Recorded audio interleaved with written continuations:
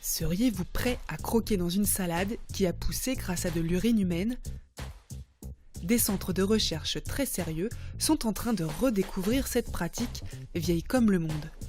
L'utilisation de matières organiques naturelles pour fertiliser nos cultures ne se limiterait donc pas au compost, au crottin ou encore au lisier.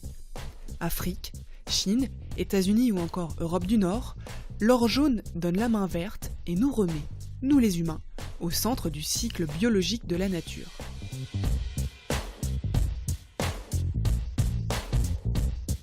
Nos déchets d'Excreta, ce ne sont pas des déchets, ce sont des ressources. Après, les craintes et les résistances là-dessus, c'est qu'effectivement, en France, on est un peuple que moi j'appelle fécophobe, c'est-à-dire que parler du caca et du pipi, c'est « ah non merci ».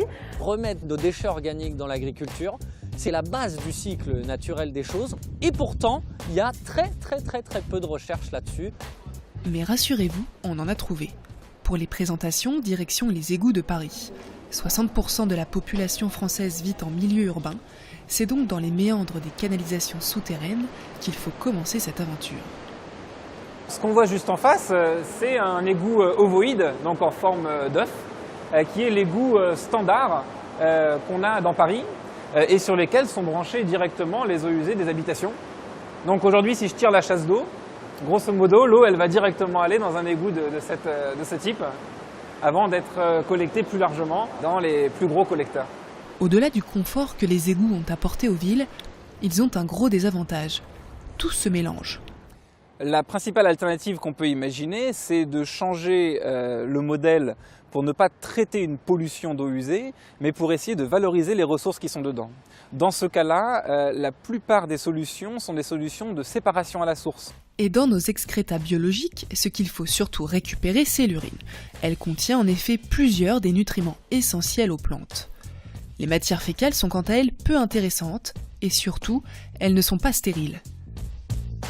Avec notre réseau de retraitement classique, en plus de gaspiller les ressources, on rejette aussi des éléments néfastes pour les cours d'eau. En conclusion, il faudrait tout revoir de A à Z pour retrouver un cycle naturel. Si on est dans une logique de valorisation à la source, on pourrait récupérer l'intégralité de ces nutriments, ne plus avoir de rejet en rivière, mais également avoir potentiellement des procédés moins intensifs en énergie, moins émissifs en gaz à effet de serre et avoir un impact réduit à ce niveau-là de la chaîne également. Alors c'est la révolution dans les cabinets. Des cabines connectées, des LED, mais surtout plus de chasse d'eau. Pour entrer dans l'ère du tri des déchets organiques, il faut en finir avec leur raccordement au tout à l'égout.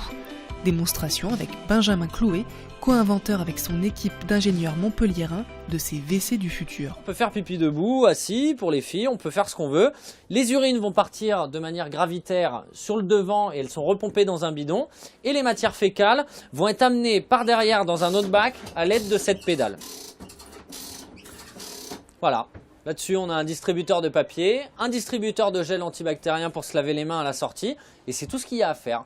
Et on se dit qu'il y a toute une réflexion quand on sort, en se disant, mais en fait, c'est vrai qu'on n'a pas besoin de tirer la chasse, quoi. Mais il n'y a pas d'eau.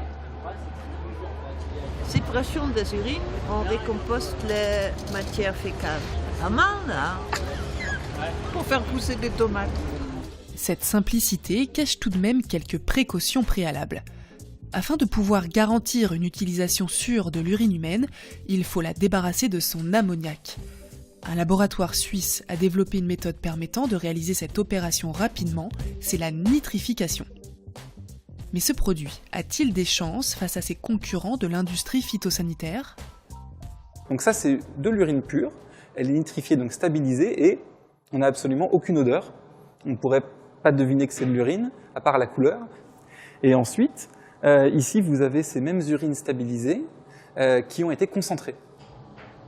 Finalement, ça fait un produit fertilisant assez similaire à certains fertilisants qu'on peut trouver sur le marché par sa composition en azote et en phosphore et qui est concentré, donc qui peut se prêter plus facilement au transport. En partenariat avec un laboratoire de recherche en agriculture de Montpellier, un premier test a été mené sur une petite parcelle.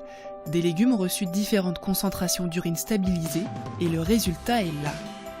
Mais l'utilisation de cet engrais d'origine humaine est loin de rassurer et les toilettes à séparation sont encore bien rares. Pourtant, les enjeux pour l'avenir de nos filières agricoles sont bien réels.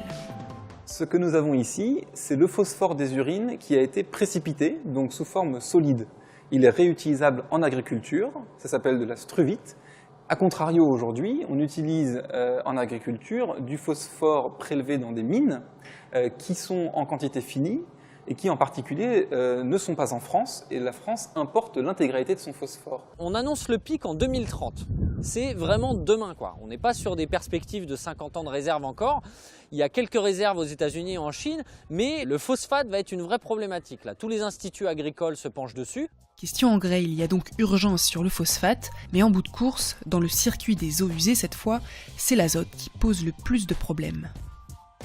Quand on se positionne par rapport au changement climatique et à l'atténuation du changement climatique, parce qu'on est aussi dans cette problématique-là, le fait de réduire la quantité d'azote qu'on doit traiter sur les stations d'épuration et le fait de pouvoir recycler cet azote, ça nous permet finalement de retourner vers le monde agricole l'azote qu'on a consommé dans notre alimentation.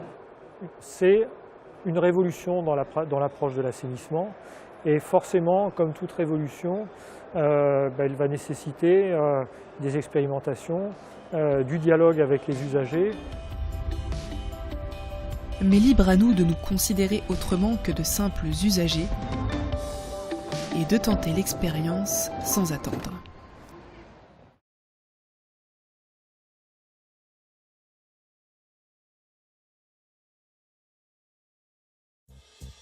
Seriez-vous prêt à croquer dans une salade qui a